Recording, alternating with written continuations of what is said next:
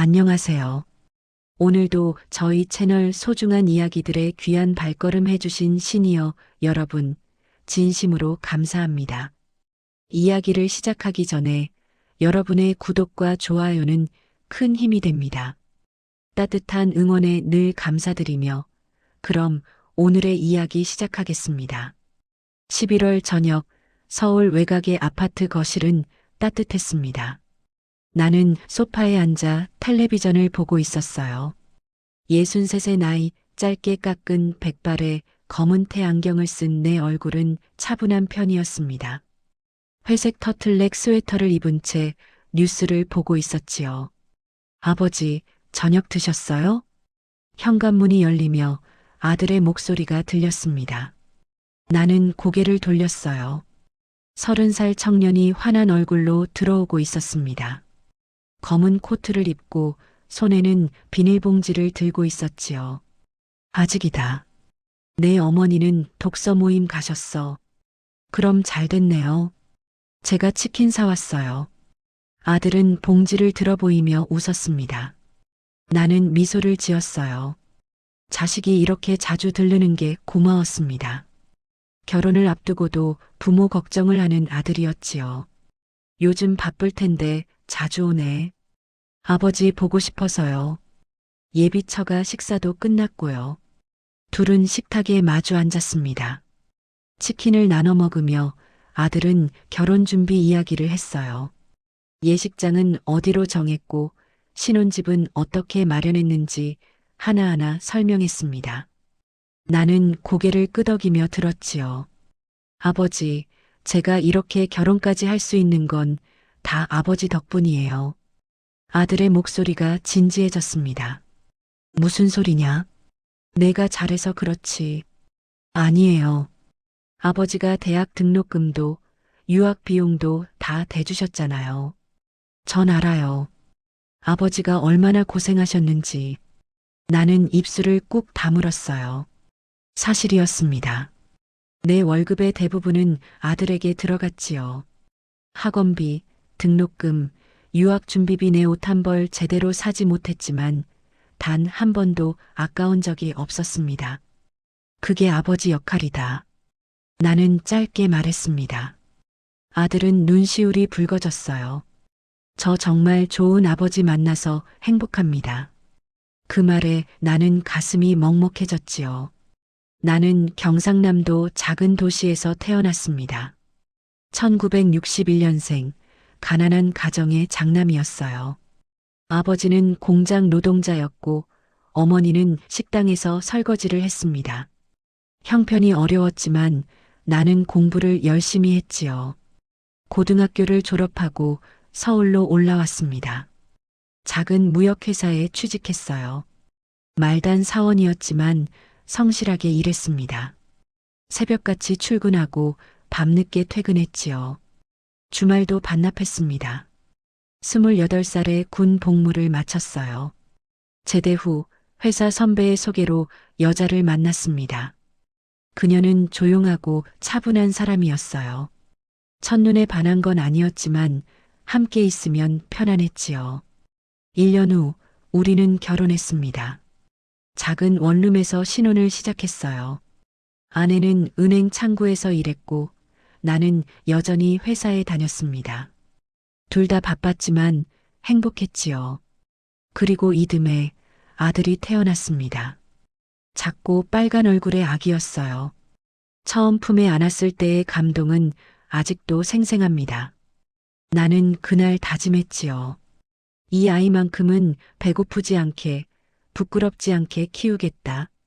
그게 내 인생의 목표가 되었습니다. 아들은 잘 자랐어요. 순하고 착했습니다. 말썽도 부리지 않았지요. 초등학교 때부터 성적도 좋았습니다. 학원비가 부담스러웠지만 나는 기꺼이 냈어요. 중학교, 고등학교를 거쳐 대학에 입학했습니다. 명문대였어요. 나는 가슴이 벅찼습니다. 내가 이루지 못한 꿈을 아들이 이룬 것 같았지요. 아버지, 저 유학 가고 싶어요. 대학교 2학년 때 아들이 조심스럽게 말했습니다. 나는 잠시 망설였어요. 유학 비용이 만만치 않다는 걸 알았으니까요.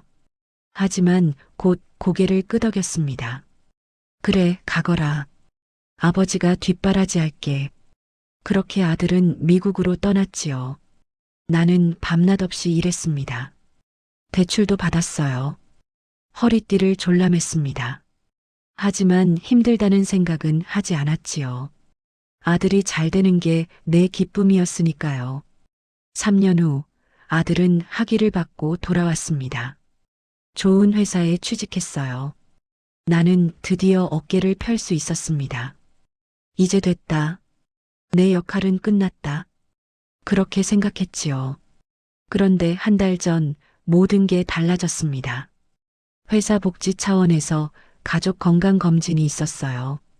유전자 검사도 포함되어 있었습니다. 나와 아내, 그리고 아들이 함께 검사를 받았지요. 결과는 2주 후에 나왔습니다. 병원에서 전화가 왔어요. 검사 결과에 이상이 있어서요. 한번 방문해 주시겠습니까? 나는 가슴이 철렁했습니다. 혹시 큰 병이라도 있나 싶었지요. 병원을 찾아갔어요.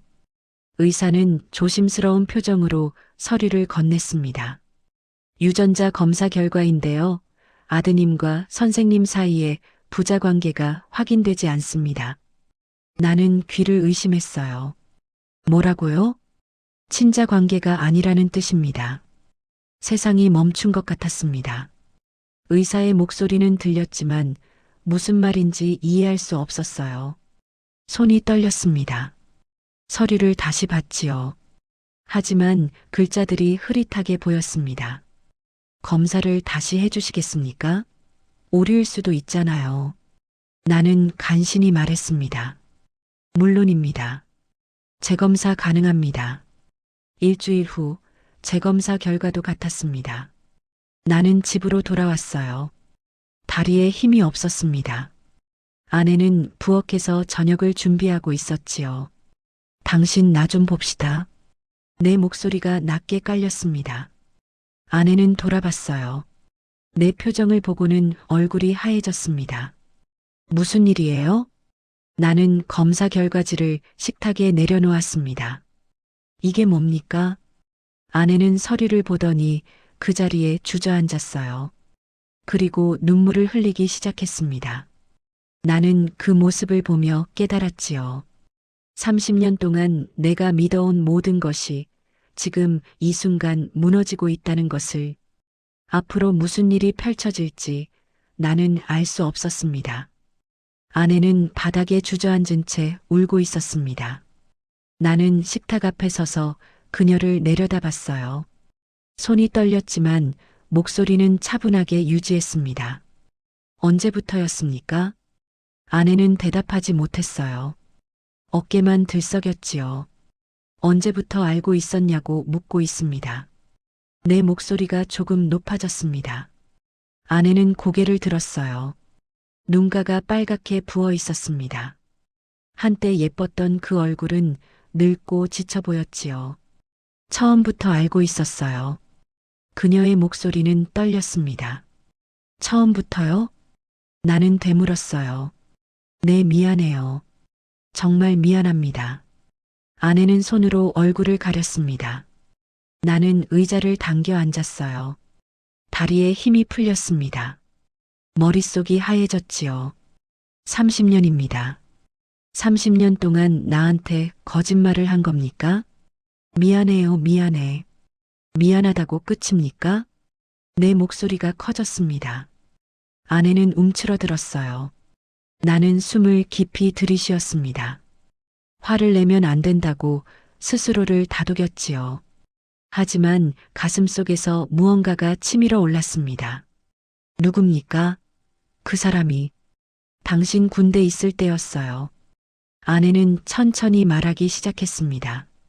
이야기는 31년 전으로 거슬러 올라갔습니다. 당시 나는 군 복무 중이었어요. 전방 부대였습니다. 휴가는 3개월에 한 번밖에 없었지요. 아내는 혼자 서울에 남아 있었습니다. 은행 창구 일을 하며 작은 원룸에서 지냈어요. 외로웠을 겁니다. 젊은 나이에 남편도 없이 홀로 지내야 했으니까요. 회사 선배였어요. 은행에 자주 오는 거래처 직원이었죠. 아내의 목소리는 가라앉아 있었습니다. 처음엔 그냥 친절하게 대해줬어요. 점심도 같이 먹고 퇴근 후에 차도 한잔하고 그게 전부였어요. 그게 전부였다고요? 나는 냉소를 흘렸습니다. 아내는 고개를 떨구었어요. 어느 날 제가 힘든 일이 있었어요. 손님한테 혼났고 상사한테도 야단 맞았죠. 너무 지쳐서 울고 있는데 그 사람이 위로해줬어요. 그래서요? 그날 밤 실수했습니다.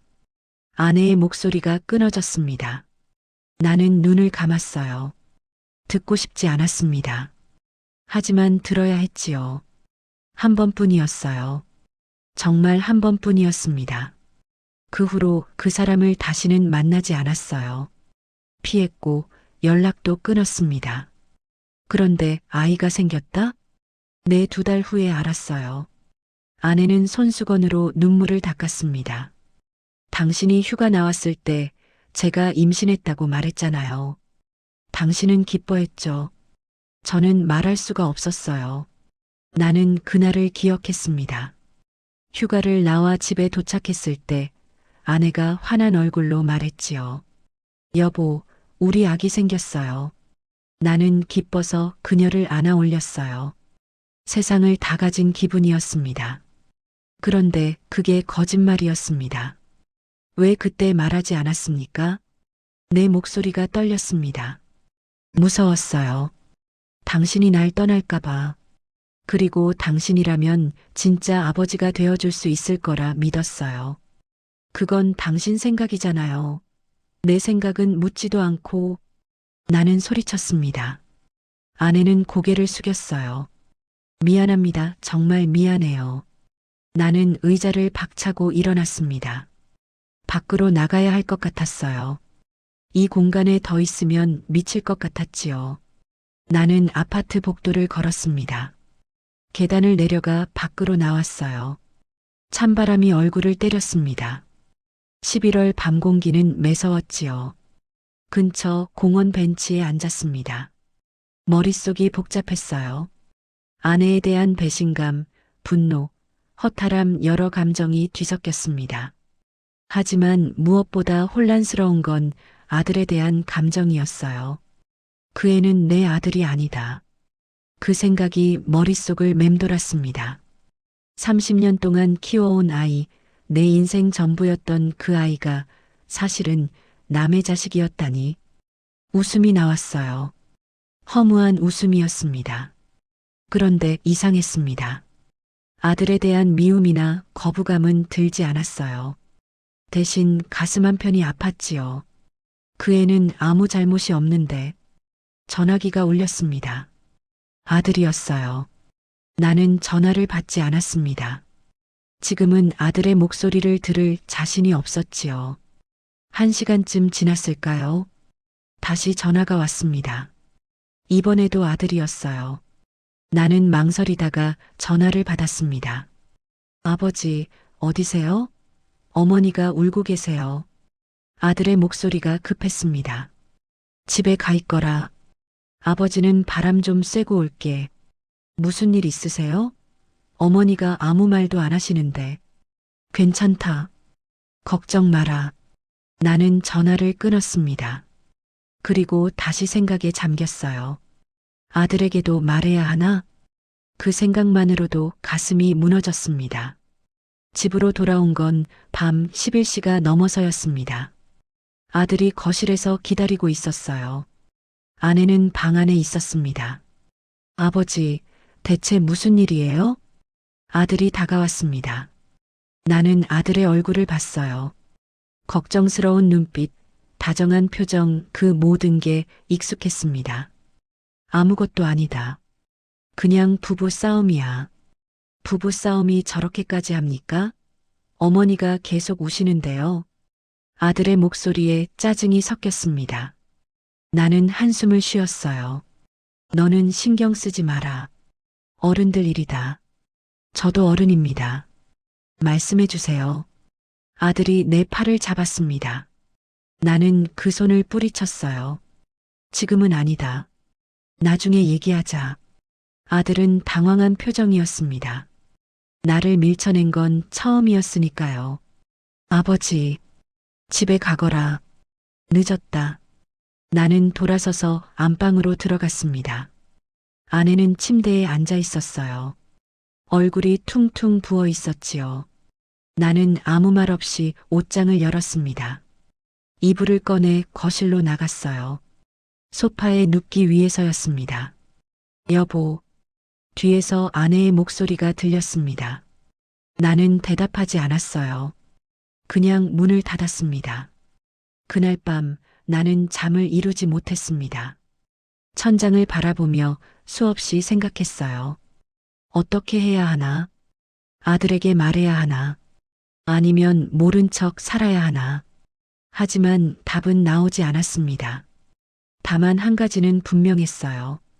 이 사실을 알게 된 이상 예전으로 돌아갈 수는 없다는 것. 30년을 함께 산 가족이 하루아침에 낯선 사람들이 되어버렸습니다. 새벽 4시 나는 결심했어요. 아들에게 말해야 한다.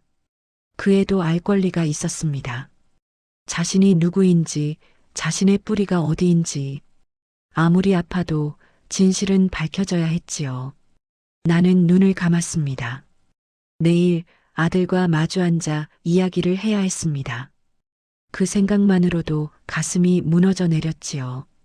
다음 날 아침 나는 일찍 일어났습니다. 잠을 설쳤지만 머리는 오히려 맑았어요. 결심을 했기 때문이었지요. 아내는 부엌에서 아침을 준비하고 있었습니다. 나는 식탁에 앉았어요. 아내는 조심스럽게 국그릇을 내려놓았습니다. 손이 떨리고 있었지요. 오늘 아들 부르십시오. 나는 낮게 말했습니다. 여보, 말해야 합니다. 그 애도 알아야 해요. 아내의 얼굴이 하얘졌어요. 제발 조금만 기다려주세요. 결혼 준비 중인데 언제까지 숨길 겁니까? 결혼 후에요? 아이 낳고 나서요? 내 목소리가 차가웠습니다. 아내는 입술을 깨물었어요. 눈시울이 붉어졌지만 더 이상 말하지 않았습니다. 나는 밥을 먹지 않고 회사로 나갔습니다. 회사에서 일이 손에 잡히지 않았어요. 서류를 보고 있어도 글자가 눈에 들어오지 않았습니다. 동료가 말을 걸어도 제대로 대답하지 못했지요. 점심시간 나는 회사 옥상으로 올라갔습니다. 서울 하늘은 흐렸어요. 찬바람이 불었지요. 전화기를 꺼내 아들에게 문자를 보냈습니다. 오늘 저녁 7시 집으로 와라. 할 얘기가 있다. 답장은 금방 왔어요. 네, 아버지. 알겠습니다. 나는 한숨을 쉬었습니다. 어떻게 말해야 하나? 머릿속으로 수없이 연습했어요. 하지만 적당한 말이 떠오르지 않았습니다. 어떤 말로 시작해도 잔인했지요. 퇴근 시간이 되자 나는 서둘러 집으로 향했습니다. 지하철 안은 사람들로 붐볐어요. 나는 구석에 서서 창밖을 바라봤습니다. 어두워진 하늘이 보였지요. 오늘 밤이 지나면 모든 게 달라질 거다. 그 생각에 가슴이 무거워졌습니다. 집에 도착하자 아내가 저녁 준비를 하고 있었습니다. 평소보다 음식이 많았어요. 아들이 좋아하는 반찬들이었습니다. 아내의 마지막 정성이었지요. 아들 온다고 연락 왔어요? 나는 물었습니다. 네, 곧 도착한대요. 아내의 목소리는 떨렸어요. 7시 정각 초인종이 울렸습니다. 아들이었어요. 검은 정장을 입고 있었습니다. 회사에서 바로 온 모양이었지요. 아버지, 어머니. 아들은 환하게 웃으며 인사했습니다. 하지만 곧 분위기가 이상하다는 걸 눈치챘어요. 아내의 굳은 표정, 나의 어두운 얼굴을 보고는 웃음이 사라졌지요. 무슨 일 있으세요? 아들이 조심스럽게 물었습니다. 앉아라. 밥 먹고 얘기하자. 나는 식탁을 가리켰습니다. 셋은 마주 앉았어요. 평소 같으면 웃고 떠들며 식사를 했을 겁니다. 하지만 오늘은 달랐지요. 침묵만 흘렀습니다. 아들은 어색하게 밥을 먹었어요. 아내는 수저를 들었다 놓기를 반복했습니다.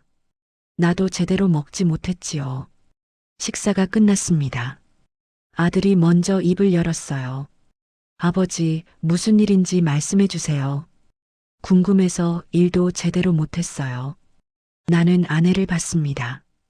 아내는 고개를 떨구고 있었어요. 나는 심호흡을 했습니다. 도윤아, 아버지가 할 말이 있다. 내 목소리가 떨렸습니다. 네, 말씀하세요. 아들은 나를 똑바로 봤어요. 그 눈빛이 너무 맑고 순수해서 나는 잠시 말을 잇지 못했습니다. 지난주에 유전자 검사 결과가 나왔다. 네, 알고 있어요. 건강하시다고 하셨잖아요. 그런데 말이다. 나는 말을 끊었어요. 입 밖으로 나오질 않았습니다.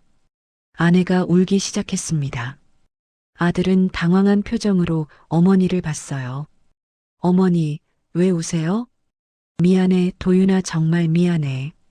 아내는 얼굴을 가렸습니다. 아들은 더욱 혼란스러운 표정이 되었어요. 아버지, 대체 무슨 일입니까? 나는 눈을 감았습니다. 그리고 말했지요. 너는 내 친아들이 아니다. 시간이 멈춘 것 같았습니다. 아들은 굳은 표정으로 나를 봤어요. 눈을 깜빡이지도 않았습니다. 무슨 말씀이세요? 유전자 검사 결과 너와 나는 부자 관계가 아니라고 나왔다.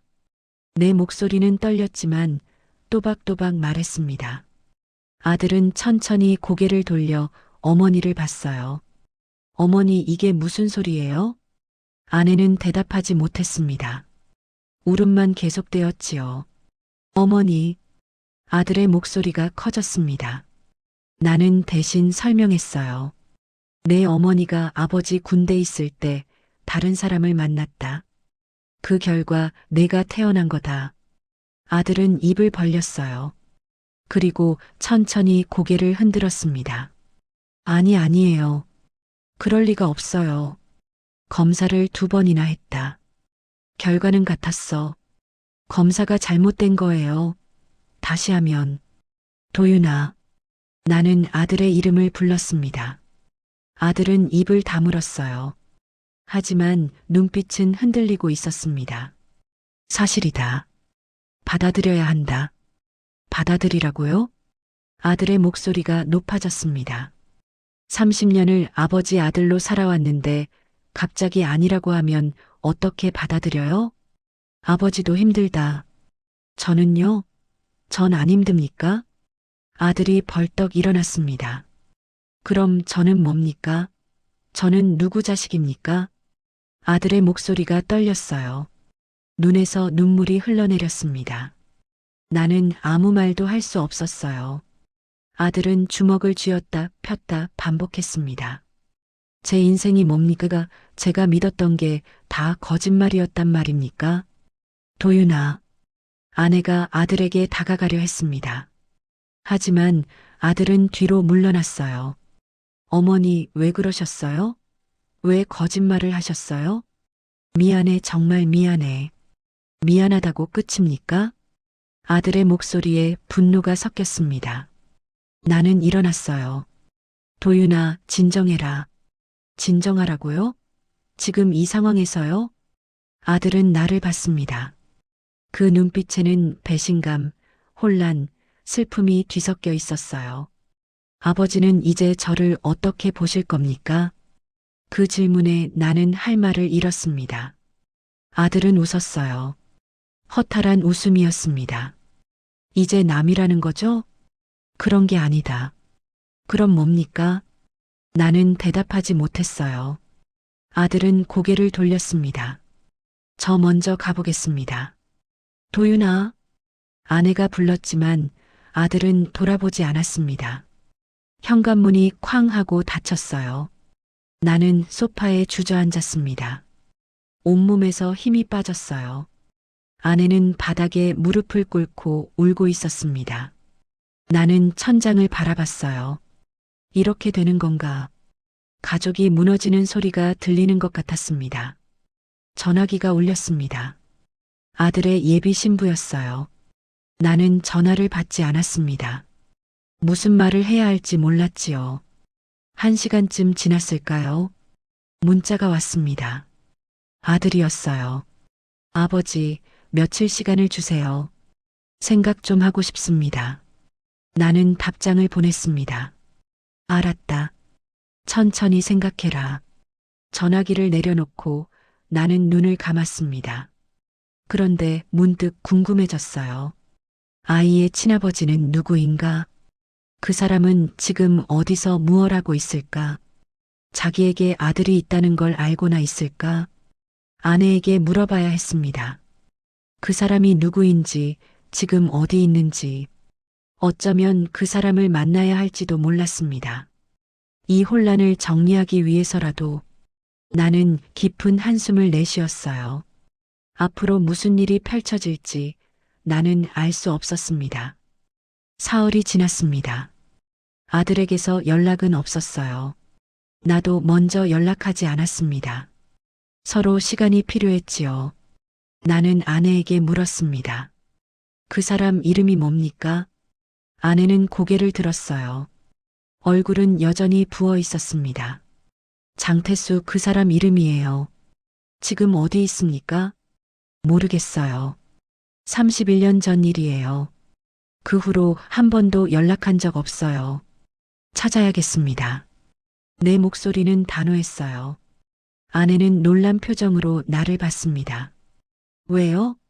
왜 그 사람을 찾으려고 하세요? 그 사람도 알 권리가 있으니까요. 자기에게 아들이 있다는 걸. 여보. 그리고 나도 보고 싶습니다. 어떤 사람인지. 나는 자리에서 일어났어요. 아내가 기억하는 정보는 적었습니다. 이름, 당시, 직장, 대략적인 나이. 그게 전부였어요. 나는 인터넷을 뒤졌습니다. 같은 이름을 가진 사람이 여럿 나왔지요.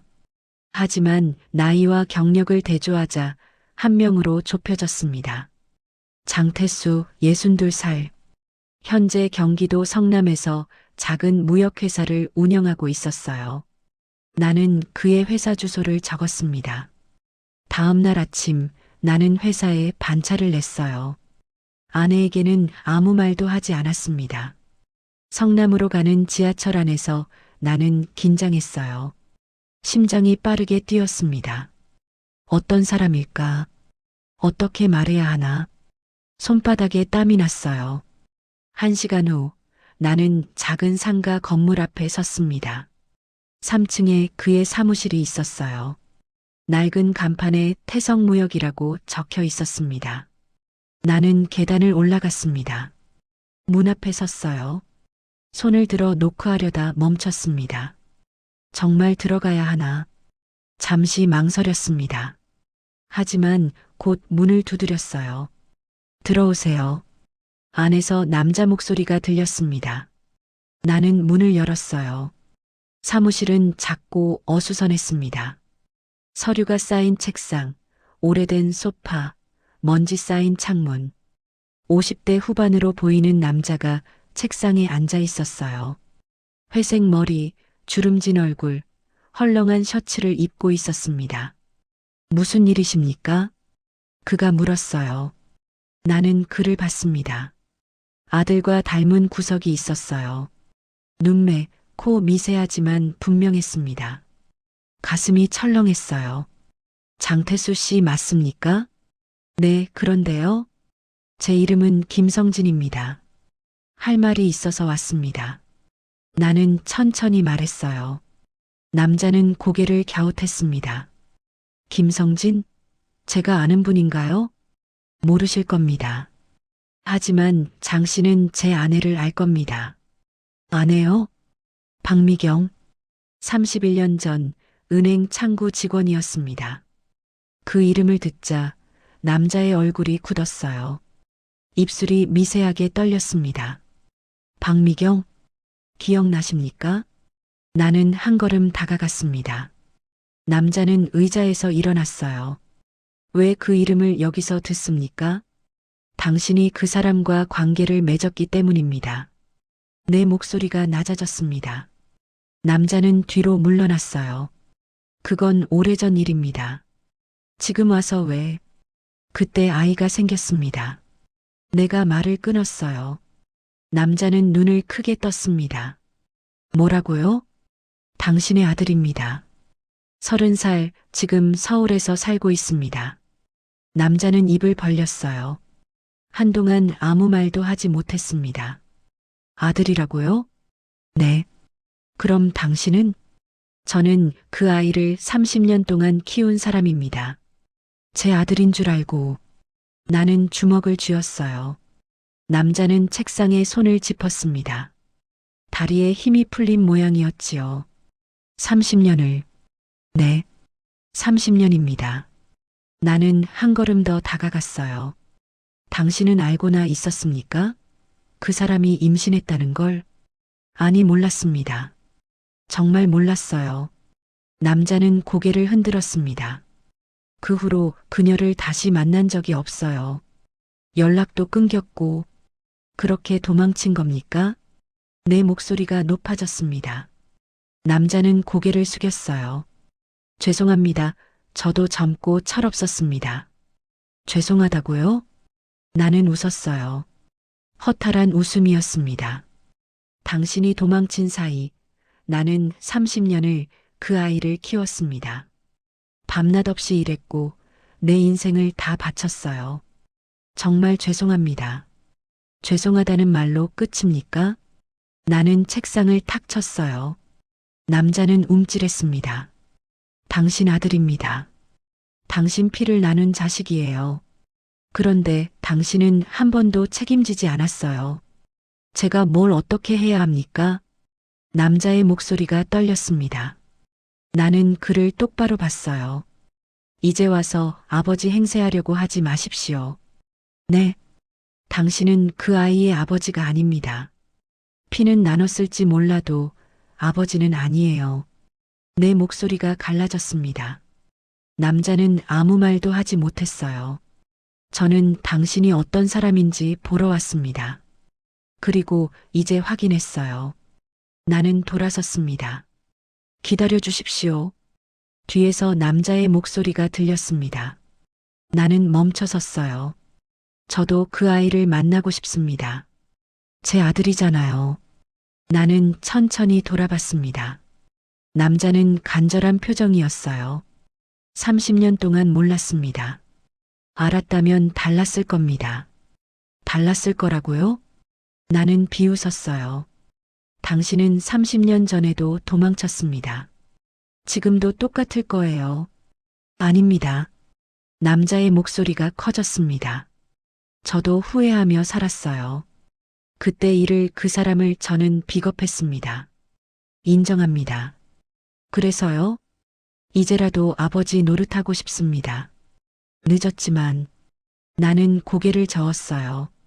당신에겐 그럴 자격이 없습니다. 자격이요? 아버지는 피가 아닙니다. 시간입니다. 함께한 순간들이에요. 내 목소리가 떨렸습니다. 저는 그 아이의 첫걸음을 봤습니다. 첫 말을 들었어요. 아플 때 간호했고 학교 입학식마다 함께했습니다. 남자는 말이 없었어요. 당신은요? 당신은 뭘 했습니까? 저는 아무것도 안 했잖아요. 그런데 이제 와서 아버지라고요? 나는 문을 열었습니다. 다시는 나타나지 마십시오. 그 아이 앞에도 우리 가족 앞에도. 잠깐만요. 남자가 다가왔습니다. 하지만 나는 문을 닫았어요. 계단을 내려가며 눈물이 났습니다.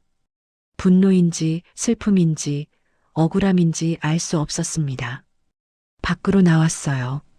찬바람이 얼굴을 때렸습니다. 나는 벤치에 앉았어요. 손이 떨렸습니다. 온몸에 힘이 없었지요. 전화기가 울렸습니다. 아들이었어요. 나는 한참을 망설이다 전화를 받았습니다. 아버지, 아들의 목소리가 들렸습니다. 그래, 도윤아. 저 아버지 만나고 싶어요. 이야기하고 싶습니다. 나는 눈을 감았어요. 그래. 언제 만날까? 오늘 가능하세요? 그래, 오늘 만나자. 전화를 끊고 나는 하늘을 봤습니다. 겨울 하늘은 높고 차가웠어요. 이제 뭐라고 말해야 하나? 생부를 만나고 온 지금 내 마음은 더 복잡해졌습니다. 하지만 한 가지는 확실했어요.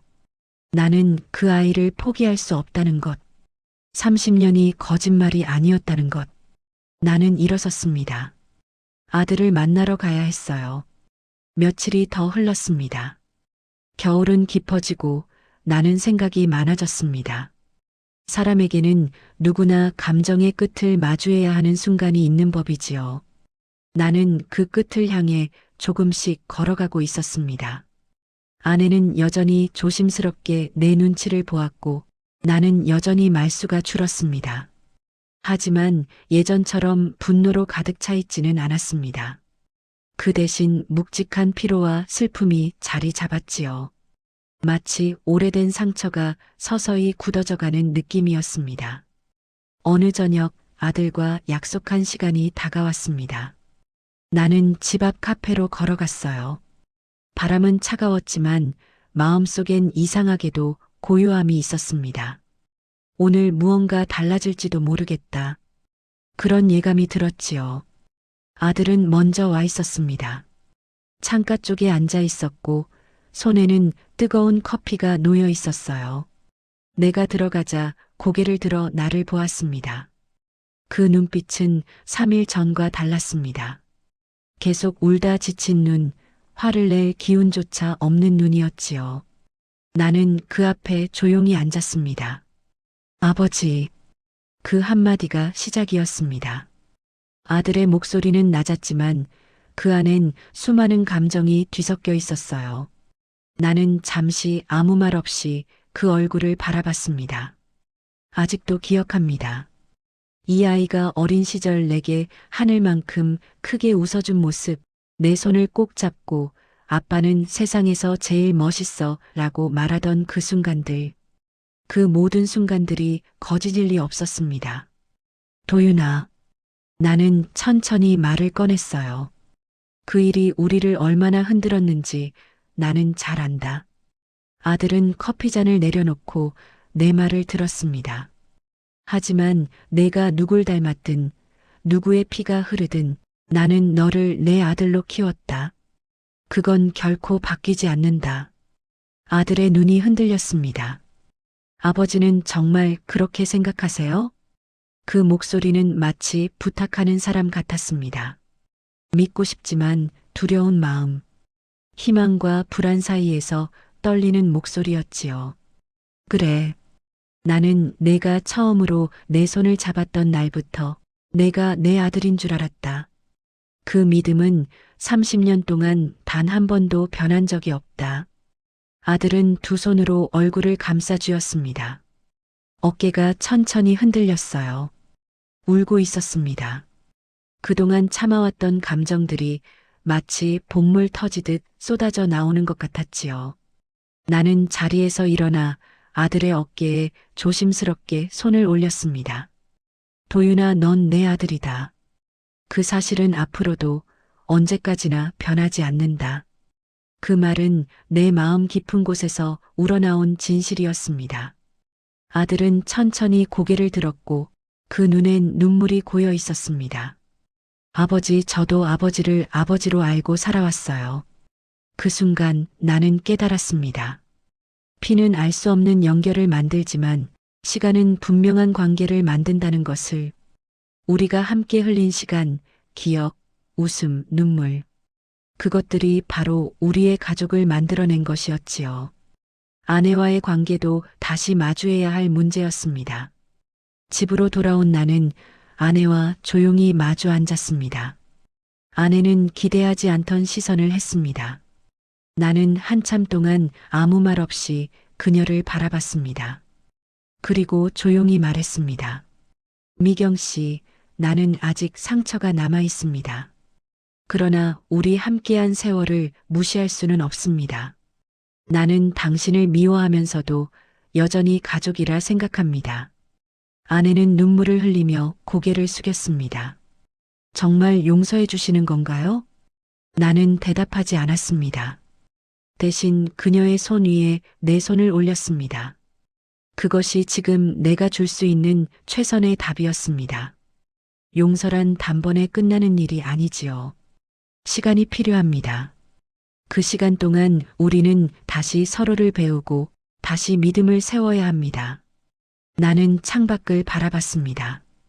겨울 하늘은 여전히 차가웠지만 그 아래서 우리는 작은 불씨를 지키듯 앉아 있었습니다. 나는 조용히 생각했습니다. 가족이란 완벽함이 아니라 불완전함 속에서도 서로 곁을 지켜주는 것일지도 모른다. 이 이야기가 어떻게 끝날지는 아직 모릅니다. 이 가족이 다시 하나로 돌아갈지도 조금은 다른 형태로 남게 될지도 알 수 없습니다. 하지만 분명한 것은 사랑은 피가 아니라 시간으로 만들어진다는 것. 그리고 우리가 함께한 30년이라는 시간은 어떤 진실보다 강력한 힘을 가진다는 것입니다. 밤이 깊어갈수록 내 마음속의 분노와 혼란은 조금씩 가라앉았습니다. 남은 것은 담담한 체념이 아니라 조용한 이해였습니다. 오늘 나는 다시 한번 다짐합니다. 그래, 넌 내 아들이다. 그 진실만은 흔들림 없이 지켜낼 것입니다. 그리고 언젠가 우리가 이 시간을 돌아볼 때 이 상처도 결국 우리 가족의 이야기 중 하나로 남게 되겠지요. 그때는 조금 웃으며 조금 그리워하며 이 겨울밤을 떠올릴지도 모르겠습니다. 오늘 이야기는 여기까지입니다. 어떠셨나요? 좋은 이야기들은 항상 우리 주변에 있습니다. 이야기가 좋았다면 좋아요와 구독 부탁드립니다. 감사합니다.